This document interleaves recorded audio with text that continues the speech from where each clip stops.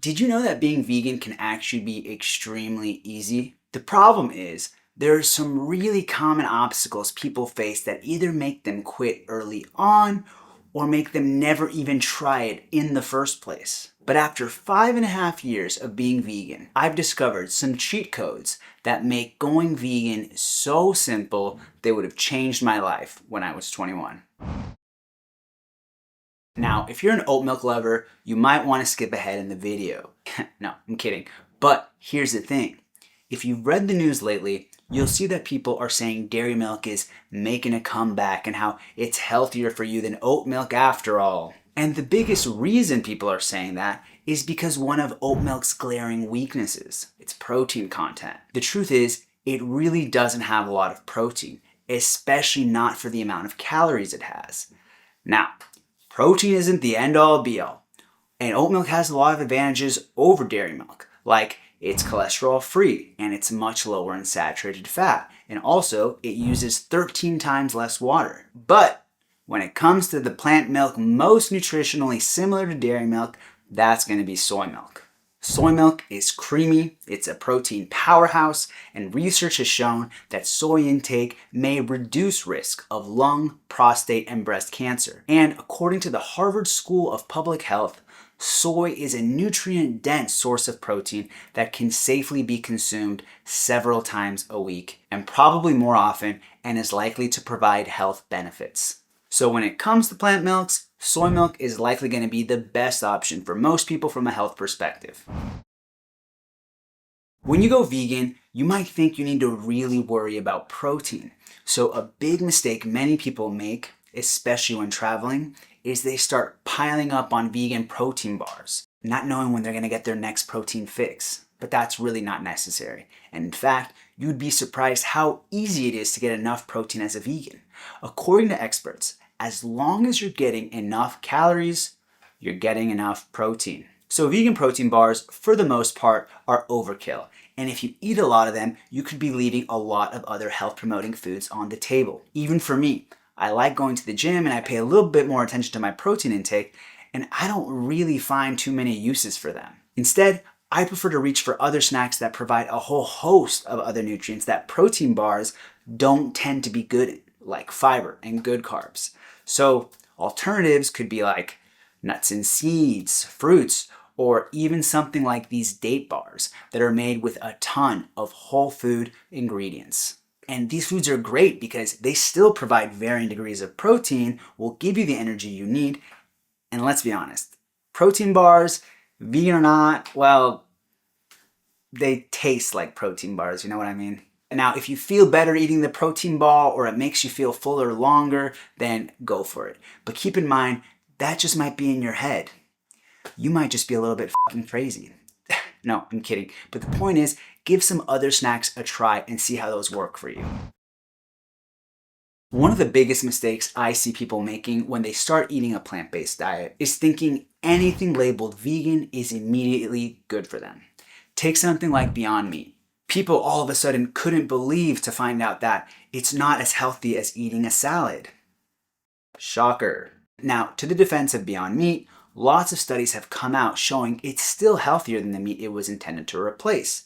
And in moderation, why not enjoy it every now and then? But if you really want the huge health benefits that come from a plant-based diet, you should be thinking not of replacing meat with Beyond Meat, but instead replacing it with different types of legumes like lentils, beans, and chickpeas. And why is that?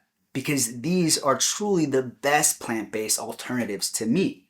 They're full of vitamins and nutrients you would normally get from meat, like iron and protein, but there is also no better food out there than legumes for fiber, which over 95% of the people in the US are deficient in. And maybe that's why we've seen that barely 2 tablespoons worth of legumes a day is associated with a lower chance of premature death. And that's barely any beans, so you definitely don't want to leave those benefits on the table. That's an easy W. So if you want to feel your best on a vegan diet, swap the meat for legumes, not Beyond Meat. Mostly. Overall, a general mistake vegans make is that they way overestimate the amount of protein they need. And big businesses know that. So they invest tons and tons into products like protein powder. But if you ask me, protein powder is a scam. I'm not saying there aren't uses for protein powder, and I'll admit, I do consume it way more than protein bars, for example, and there are a few specific reasons that I'll get into where protein powder is useful. But for the vast majority of people, it's pretty unnecessary. If you're consuming enough calories, you're getting enough protein. Now, the reasons you could benefit from protein powder are: 1, if you're someone who works out or in a cutting phase, meaning you're in a calorie deficit, but want to preserve your muscle. Protein powder is pretty useful in that case.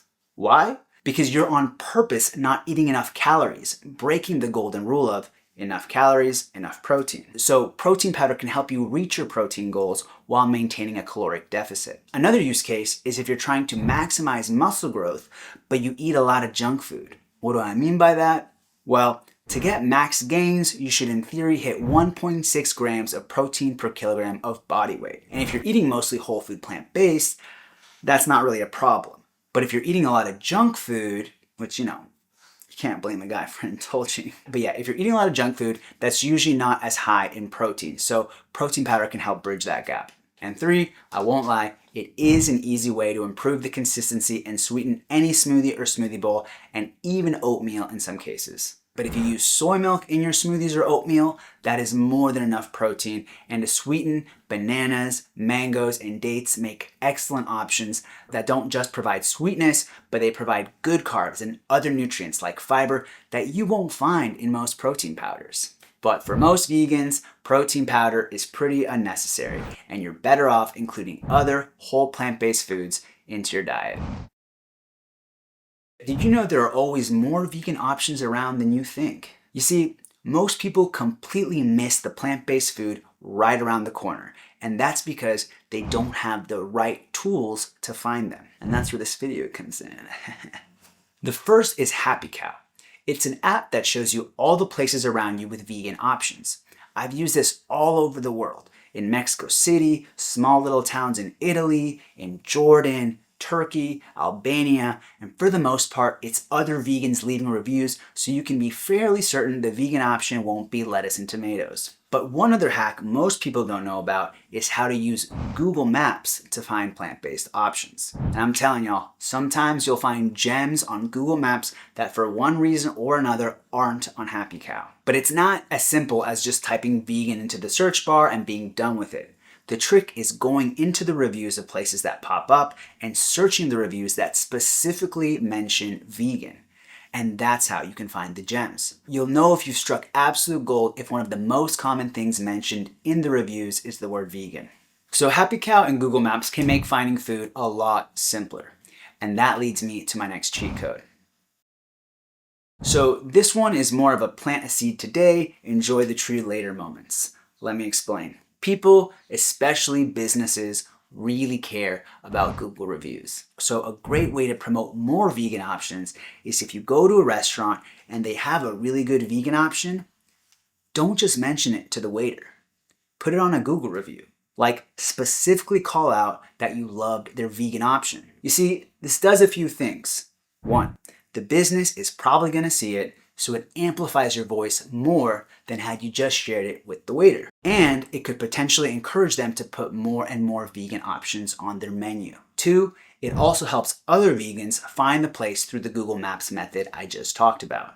And the German 3, other businesses might see those reviews and realize they need to start adding good vegan options themselves. Like, no, the salad just isn't going to cut it anymore. But here's the thing. Be honest about the quality of the vegan option. If it's good, say it. And if it's mid, say you're happy they have it, but you wish it was a bit tastier. Nowadays, there are so many great vegan options around. Things shouldn't be good for being vegan. They should just be good. In Mexico City, for example, there are tons of vegan restaurants that are packed, and it's not by vegans. And on that note, I also don't recommend giving 5 stars to a mid-vegan place just because it's vegan. If you don't have anything nice to say and you don't want to hurt their business, maybe just don't say anything at all. If it's not a place I would take a non-vegan to, I'm not writing a review saying it was amazing. So leave Google reviews. It can help promote more vegan options in the future. I used to spend all my time trying to get enough protein, not realizing that that was a waste of time. Instead, I should have focused on another nutrient, and that would have made things way easier for me. As a matter of fact, if I had focused on that, I would have automatically gotten enough protein too. And that's because all of the foods that have this nutrient in abundance, well, they have pretty solid protein numbers too. Of course, what I'm talking about is fiber. On average, people should aim for around 25 to 30 grams of fiber a day. Legumes, whole grains, nuts, and seeds are all packed with fiber and protein, and so just by eating a ton of these to hit your fiber goals, you will automatically get enough protein.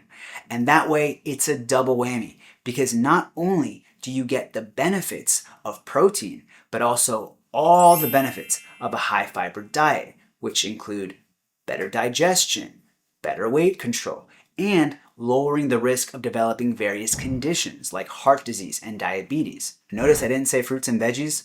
Those are great, healthy foods, but they aren't fiber powerhouses. So make fiber the nutrient you focus on. It'll make getting all the other nutrients much simpler. You might think that eating vegan is more difficult than how you ate before. I certainly did. But now I realize that eating plant-based can be even simpler and more quick than eating omnivore. So how do you do that? There are some key foods that make it easier. For example, whole wheat bread should be a staple for anyone trying to make ridiculously low effort meals.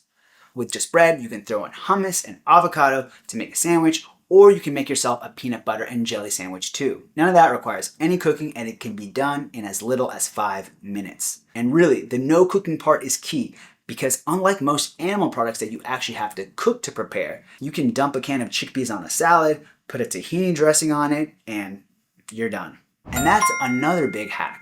Learning how to make good sauces and dressings can make preparing vegan meals so easy, and it can literally only take 2 minutes to make a good sauce. The key ingredient for this is tahini. You can use a tablespoon or two, put in lemon juice and soy sauce, thin it a bit with some water, use a fork to mix it, and you've got a healthy and delicious sauce for any salad, or even use it as a pasta sauce. And that's just the base. You can add any mix of herbs, spices, and other ingredients to add more variety. You can also use peanut butter instead of tahini, like a Thai peanut sauce, or if you have a blender, soft tofu would work too. But yeah, right now that it's summer, I barely turn on my stove, just basing my meals around canned beans, dark leafy greens, homemade sauces, and bread. I can make a variety of convenient, delicious, and healthy meals in a fraction of the time it used to take me to make meals before I was vegan. So to maximize convenience, take advantage of the fact that many vegan foods don't require cooking at all. This next cheat code is something I've really embraced more recently, and it's really made being vegan easier than ever.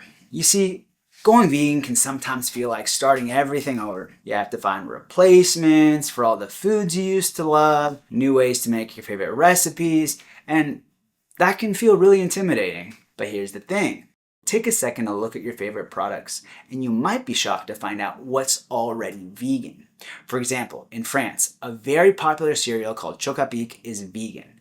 And of course, Biscoff cookies are vegan too. And a bunch of these other cookies I just found in the supermarket just happen to be vegan. There's also vegan yogurt just hiding in plain sight. And so many of these sauces that make food taste great are vegan by default. And many countries already have entire vegan lines you may not have even realized. Italy has a brand called Valsoia that makes ice cream sandwiches, cornettos, and Nutella-style creams. That's making me hungry. And you can find this brand all over Italy. In Mexico, you've got a brand called Good that also makes different types of plant milks and cheese alternatives that's getting bigger and bigger. Going back to France, there's a really famous brand called La Vie, which is really famous for their bacon. So keep your eyes peeled for what out there is already vegan. Do a quick Google search for your country, because I can basically guarantee someone's already done the due diligence. Salute to all the vegan giants that came before us. This next cheat code offers a lot of relief, especially to new vegans who feel like it's already just a lot trying to find out what they can eat. Because it's one thing to figure out what you can eat. The next thing is to figure out, is it even any good for you? So making sure you're eating in a way that supports your health so you can get the most out of your plant-based diet and have it serve you for many years to come is extremely important. And in my experience, the easiest way to do that is by following Dr. Michael Greger's Daily Dozen checklist, where he lists out the different foods you should aim to eat every day. If you follow that guide, health-wise, you'll be in great shape. So how do you start doing that? Well, I've actually made an entire video where I show you exactly how to build the perfect vegan diet using the principles of the Daily Dozen, so check it out here.